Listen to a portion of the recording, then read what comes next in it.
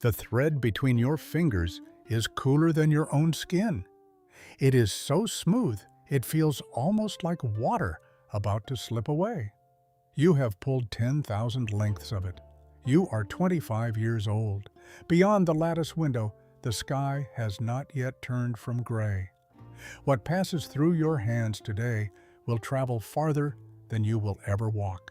This is a silk weaver in Chang'an, the capital of Han China, on an autumn morning around the year 100 before our era. By the time the sun sets, the cloth coming off your loom will be worth its weight in gold to people on the far side of a world you have never heard named. And a senate you will never see is trying to ban men from wearing it. Everything you have been told about this day is incomplete. Today, we decode the real one. The city around you is Chang'an, and there are few places like it on Earth in this century. Under the emperor men call Wu, it is one of the largest cities in the world, the heart of a state that counts its people in the tens of millions. Its streets run in a grid. Its gate towers rise above mud brick walls you could not see across in a single morning's walk. The Han state runs on two things, grain and cloth. Men farm, women weave. This is not a saying. It is doctrine written into how the empire feeds itself and how it taxes. The bolt of silk on a loom is not a soft thing here. It is money. It can pay a tax. It can settle a debt. The state counts it, and the road your cloth will take runs west for 7,000 kilometers, hand to hand, toward a republic you cannot name. At the near end of that road, in a workshop loud with looms, a woman threads a warp by lamplight, with no idea that her hands are at the start of it. The first taste of the day is millet porridge, plain and warm, eaten fast while it is still dark. It sticks to the roof of your mouth. There is no time to want more of it.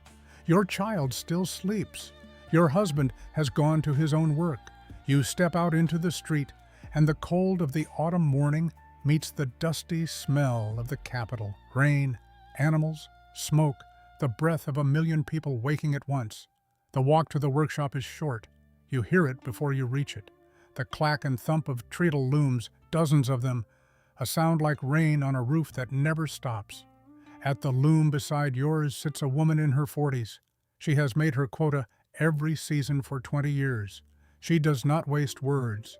She looks at the edge of your cloth as you sit down, says nothing, and that silence is its own kind of grade. You take up the thread, the same thread from before the dawn, cool and smooth between your fingers. You set it against the warp, and you begin. By the time you reach your loom, the older woman is already at hers. There is a bolt due for inspection today, and it is yours to finish. The work is rhythm. Your right hand throws the shuttle through the warp. Your foot finds the treadle. The threads part, the shuttle passes, the threads close. You have done it 10,000 times, and you will do it 10,000 more before the bolt is finished.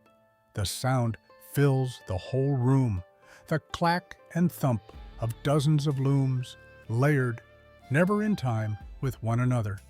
After the second hour, you stop hearing it. After the fourth, you feel it instead, in the place between your shoulder blades, in the low part of your back. The danger is the tired hand. Near the end of a bolt, a count slips. One thread too many, one too few, and the flaw is woven in. It cannot be pulled back. It can only be found later by someone with a rod. A runner comes to the door with a message for the foreman. He is young and pleased with what he knows. He says this batch is going west, past the deserts, to men who pay in gold for it. He says the gold goes out and never comes back. He says the name of the far city, and he says it 3 different ways, and none of them sounds like a place that could be real. You keep your eyes on your count, but the word stays in the room after he leaves. If you are still with me this far in, take a second and subscribe to Decoded by Jack, because the part that is coming is where the textbooks get this woman completely wrong. They will tell you her world and the Roman world never touched. In a few minutes, I am going to show you the single thread that proves they already had. The inspector comes in the afternoon. He carries a bronze rod marked along its length, and he carries the authority of the state in it. The finished bolts are laid out for him on a long table. Beside the pale bolts sit the dyes: vermilion, indigo, a deep saffron yellow. They are the only color in a gray room, bright as wounds against the undyed cloth. He works without hurry. He lays the rod against a bolt, reads the count of threads along the edge, and grades it. A clean bolt earns the full wage. A flawed one is docked, and the flaw is written on a record that follows the weaver. He reaches your bolt, the one bound west. He lays the rod down. He pauses. He runs the rod a second time along the one edge where your tired hand slipped late in the day, hours ago. The count is off by a little, not enough to ruin it, enough to see. He lets it pass. At the lower grade, you keep most of the wage and lose a little. And you say nothing because there is nothing to say. The bolt passes. It will be folded, sealed, and sent west tonight. The first step of a journey you will never take, and a transaction you will never see completed. The walk home is slower than the walk in. The capital is cooling. The gate towers stand black against a sky going from gold to gray, and the smell of cooking fires drifts out from 1,000 courtyards at once. Inside, the house is quiet after the noise of the looms. Your child runs to you. Your husband has brought home a little pork, and there is millet, and there are vegetables from the market. The meal is warm, and it is ordinary, and after a day of bronze rods and counted threads, ordinary is its own reward. You eat with the day's ache still sitting in your shoulders. It does not leave when you sit down. It has not left for years. In the corner of the room, there is a small household shrine where the family remembers those who came before. You glance at it once. You do not think about it long. The day was not made of that. The day was made of thread. That is your day. Now, let me show you the 3 things almost no one outside of a few historians understands about it, and why the last one connects your loom to the fall of an empire you never knew existed. Decoded 1. The secret of silk was never that secret. Here's the story you've probably heard. China guarded the secret of silk for 2,000 years on pain of death, and the rest of the world had no idea how it was made. It's a great story. It's mostly a legend. The truth is less dramatic and more interesting. The knowledge of silk spread out of China far earlier than the legend admits, into Korea and beyond in antiquity. What China actually held wasn't a perfect secret. It was an edge, the scale, the quality, the refinement of technique that a woman like her represents. Sitting at a loom her competitors couldn't match. The famous tale of monks smuggling silkworm eggs to Byzantium in hollow canes? That's real, but it's from the 6th century after Christ. Centuries after her, not part of her world at all. Decoded 2. Her loom was a pillar of the economy. We tend to picture women in ancient China as shut away, powerless, doing invisible chores in the back of a house. Set that picture down. The Han economy stood on 2 legs, grain and cloth. There was a phrase for it: men farm, women weave. And that wasn't poetry. It was tax law. Cloth functioned as currency. The state counted woven output, taxed it, and traded it. When she finished a bolt, she wasn't doing a domestic chore.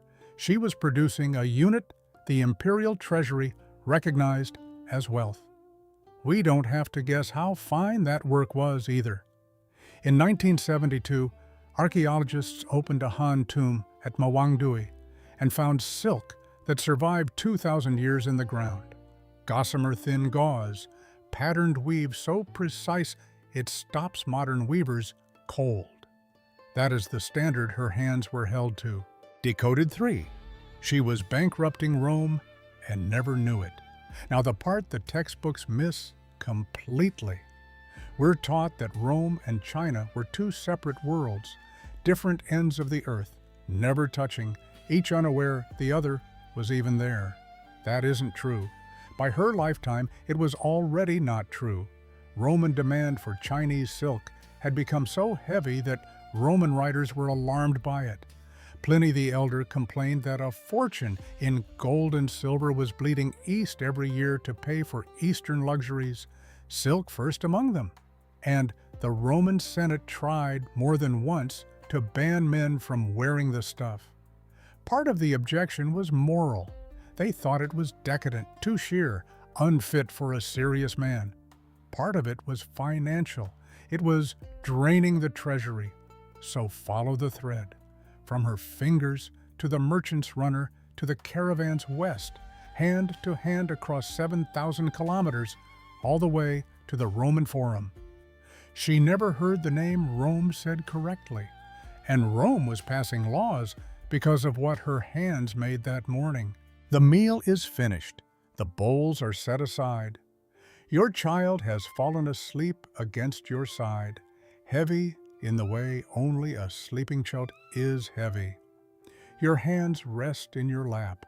They have done their work, and caught around one finger where it has been since the afternoon, and you never noticed, there is a single loose thread of silk. Cool, smooth, the same thread the day began with. 21 centuries from now, your name will be lost. The city you could not say correctly will be a republic studied in schools you could never have imagined. The bolt you finished today will be dust. But the thread, the trade route your hands began, will outlast Rome itself.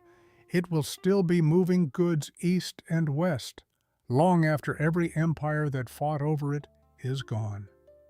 That is what you made today, and you never knew you made it.